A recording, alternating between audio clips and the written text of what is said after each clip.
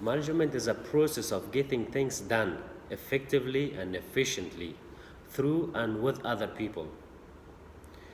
Efficiency means doing things correctly, refers to the relation between the input and output, seeks to minimize resource and cost. And effectiveness means doing the right things with the goal to achieve that or attainment. Okay, management, I always explain them, emphasize on three particular pillars. Okay, if we imagine that management is on top, there's a three pillars such as social factors, psychological factors, and economical factors. In order to achieve sustainability within the management system, we need to consider these three particular aspects. For example, if a manager in the work organization does not know much about the social life of others within the organization, he will not be a successful guy. Same principle, if manager does not know or doesn't have the sufficient knowledge and skills of human psychology, again it will be a difficult, because every human being, they have a different culture, different religion, different perspective. Culture is individualism culture, collectivism culture, organizational culture, national culture, and international cultures. So for manager, it's really important to understand and see how human being behaves in a particular situation. And the last one is the economical factors. So manager, those who manage the business or the organizations, they must know who are their competitors and what competitive advantages do you have to compete in the organizations. I'll just like to highlight on few key points, and then I will explain it in a brief details. The first one will be a division of work, and the second one will be authority and responsibilities. Third one will be a discipline in the business, and the fourth one will be a unity of command, and the fifth one will be unity of direction, and the sixth one subordination of individual interest, and 7 will be remuneration in the organization. And number 8 will be a degree of centralization and decentralization. Number 9 will be a scalar chain. Number 10 will be order. Number 11, equity. Number 12, stability of tenure of personnel. And number 13 will be initiative. And the last one is period de corp. So each factors, I will explain it in a brief details with the very basic information, because once we know the information, once we know the basic, as we say, master of the basic is master of the art. So most people struggle in the organization. They say, oh, my business doesn't grow. Why it doesn't grow? Because we don't apply these principles in our organizations. The division of work is number one. We need to consider and we need to apply that in our organizations. For example, stressed on the specialization of the job. Work of all kinds must be divided and allocated to various persons. For example, if one person is expert on one particular job, you need to understand as a manager to allocate him on a particular task. Whoever is good for that task, whoever got desire, a burning desire for that task, let him go and do the task. That's how we divide the task. That will help the individual in acquiring speed, accuracy in his performance. And specialization leads always to efficiency and economy in affairs of business. That's how we grow. Otherwise, if somebody is not specialized in that particular business, don't put him on that particular task to complete and expect this happens. So number 2 will be authority and responsibility. Authority means power to take decision. Responsibility means obligation to complete the assigned job on time. Okay. Authority comes always from the officials and persons factors. Like officials, authority comes from managers' positions. When you are in a position, you have authority. Personal authority comes from the qualities like intelligence, experience, moral, worth, and past services. Authority without responsibility results in irresponsible behavior in the organizations. Responsibility without authority makes people ineffective. Both must go together. For example, if a manager of the organization try to work with the subordinates, and manager must give responsibility to a subordinate as well as authority at the same time. If the subordinate have a responsibility without any authority, without making any decisions, again the performance will be very weak, or so much confusion will happen it. So as a manager, we always must give responsibility and authority to our subordinates. And then at the end of the task or end of the project, they will be accountable for what they have done, because they have responsibility, they have authority, they should achieve something. And the next step will be a discipline. Any organization without a discipline will not be able to work. Discipline, even if we don't like something, we must get on with it in order to complete our task, such as respect of authority.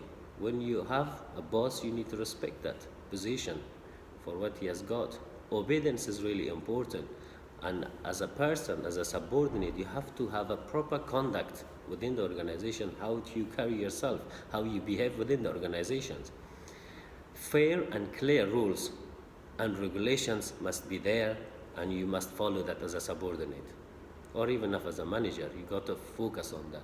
Careful use of penalties. As a manager, you have to be careful not to give your staff penalties easily, straight away, or you have to give some time to give some chances in order to see their performance and act accordingly. A good supervision at all levels helps to maintain discipline in organizations. So without the discipline, as we said, the organization will not be successful. Unity of command is another key important. Any organization, there should be a commander, or a leader, or a manager, or supervisors. Each supervisor must allocate a task, must be responsible for each group. For example, if you have a team, you created the team, or you have a department of operational marketing department, whatever you have a department, one command should be given to each group. And each group must be responsible, as I explained before, like authority and accountability, that must come back. So you shouldn't allow, as a head of the organization, the teams to communicate together unless they go through you. Otherwise, the confusion will come into the organization. This will help to avoid confusion regarding what task is to be done, when it is to be done, and how it is to be done. It will be very clear and efficient and effective in the organizations. After the unity of command, you lead to a unity of direction. Very similar, which means one head, one plan, one strategy in the organizations. The moment we have two heads, confusion starts. A decision maker should be known, and a decision taker should be known. Most of the organization, we don't know who is the decision maker and who is the decision taker. That's why problem increases day by day. Related activities should be grouped together. As a manager, you have to bring your subordinates, give them the task, and make sure the efforts of all the members of the organization should be directed towards common goal. We all have a goal of the organization, we know making profits, or we have this marketing, this particular stuff. Well, everybody must know and work together to achieve the goal. Without unity of direction, unity of action cannot be achieved in the organizations. And unity of command is not possible without unity of direction. They're all collaborating together at all the time. So therefore, the manager is really important to manage. It's not an easy job as a manager to work in the organization, make effective leadership. And the next one will be subordination of individual interest to general interest. which means when at work only the matters related to the job or duties should be focused, pursued, and thought. The individual interest should be given less importance, while the general interest should be given the most importance. If all the subordinates or the staff focus on their own interests, see what is benefiting me, I have to focus on that benefit, and then they're not worrying or they're not focusing on their organizational goal, again the organization will collapse or decline, or the confusion will start. There's so many headaches or hassles will cause within the organizations. So we always need or must focus on the general interest of the company.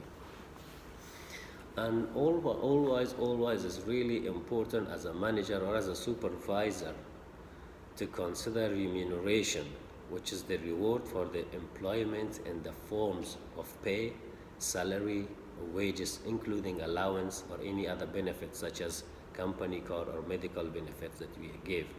If we don't appreciate, if we don't value our staff, our subordinates, then who will? We say we water the flower will flourish.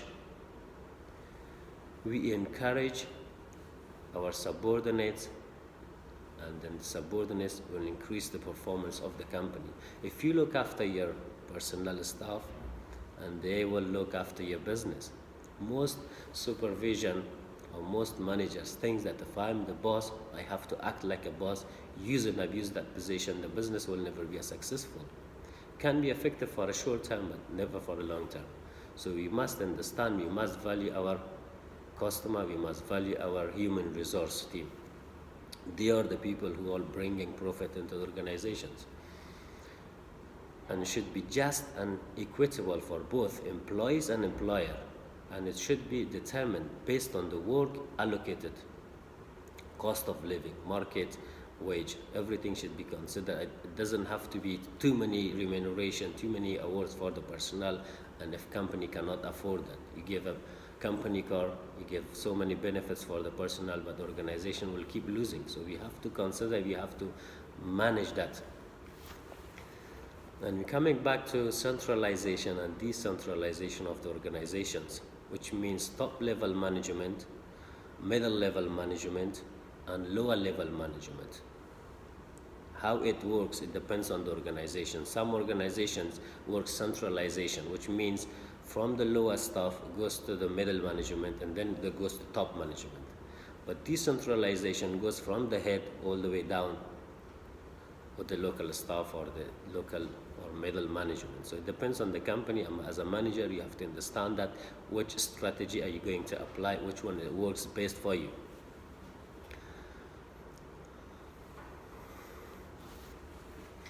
Okay, a scalar chain, which means communication between the supervisors and employees. An employee should feel free to contact his supervisor about anything through the scalar chain at any time he needs. If there is no communication, again, there will be so much problem. Doesn't matter. From the top management, middle management, and the operational management, there's two different sections. Either it is external source of information, or if it is an internal structure within the organization. So see which one works.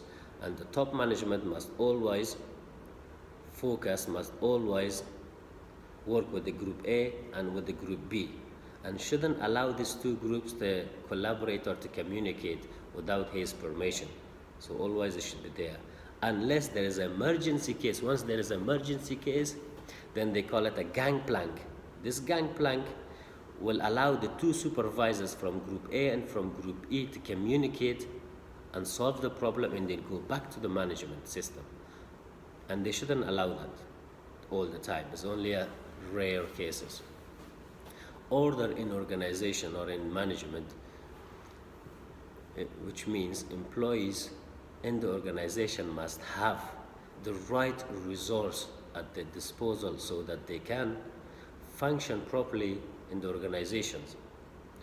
In addition to the social order, responsibility of the managers at work environment must be safe, clean, and tidy. If there is no enough resources, who's gonna do the work? How can we do the work? If the environment is not safe enough to do the job, again, will be so much problem. So safety comes always at the top level. I'll keep it very brief, so in order to complete the task, I want to keep it short and brief. So equity is the next key part of the management, which means a combination of justice and kindness. Equity is a treatment and behavior liked by everyone. It brings loyalty to the organization. Its application requires good sense, experience, and good nature. So we always need to distinguish what is equality and what is equity. Most people, they just get confused. Equality, which means equal. You treat everybody the same. Or, for example, at home, you give one child 10 pounds, you give another child 10 pound pocket money. So it doesn't matter, you don't consider the age, the needs, or the necessity, you just give them, trying to be equal. This is equality. While the equity, as a parent, you understand one child is only 12 years old. You give them only 10 pounds for a week. That's more than enough. Another one is 18 plus. You give them maybe a little bit more.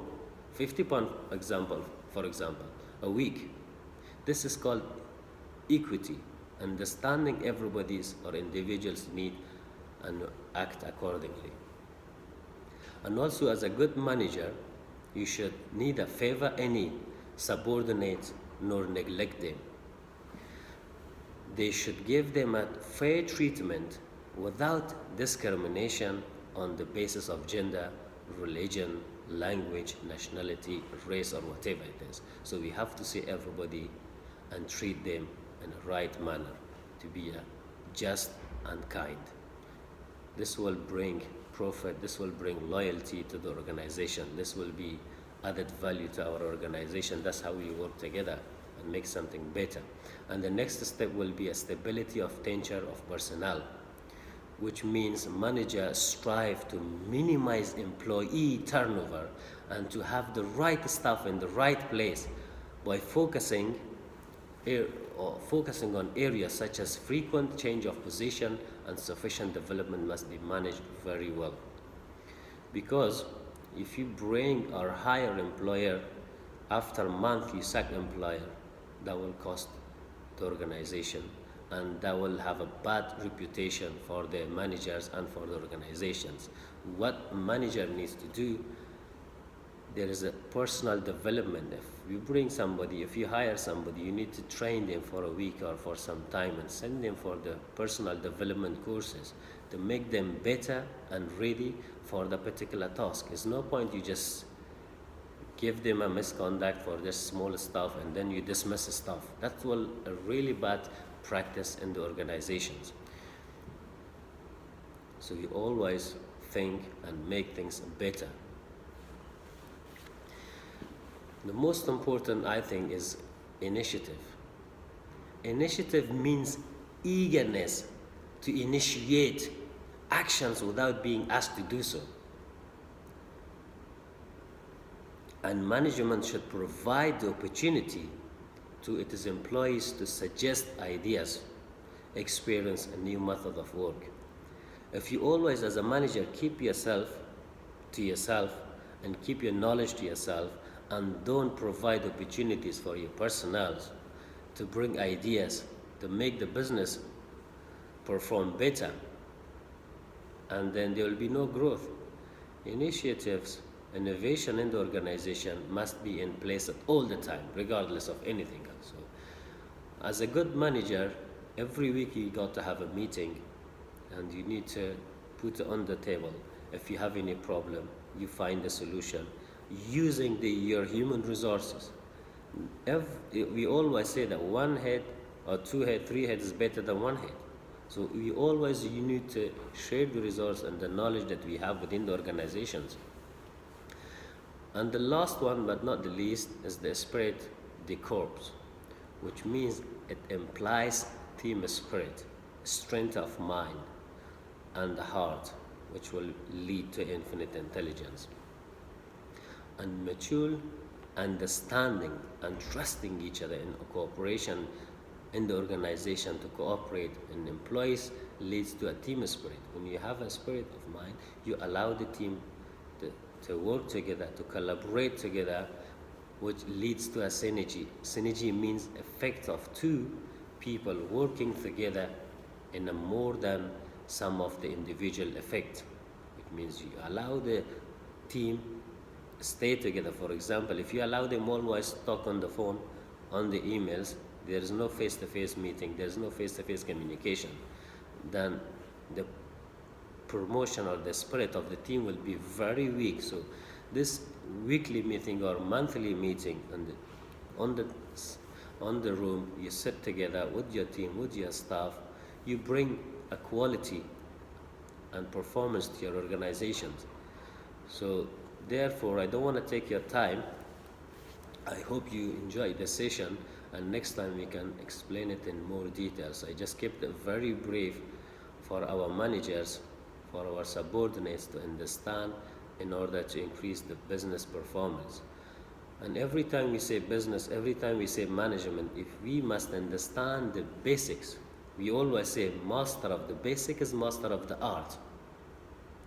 Business means any activity that involves making profit is called business. Okay. As I explained earlier, management was the efficiency and effectiveness of the organizations. So thank you very much. I hope you enjoyed this video, and take care.